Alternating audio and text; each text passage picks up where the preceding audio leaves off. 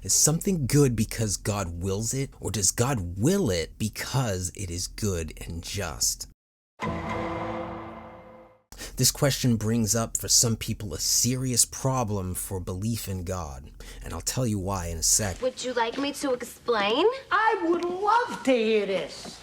But first, let's consider when this question was first presented, which was in a dialogue by Plato where Socrates asked Euthyphro, is the pious loved by the gods because it is pious, or is it pious because it's loved by the gods? It was altered a bit later on by a guy named Leibniz, and the way that he frames it makes more sense regarding the Christian God by asking, is something good and just because God wills it, or whether God wills it because it is good and just?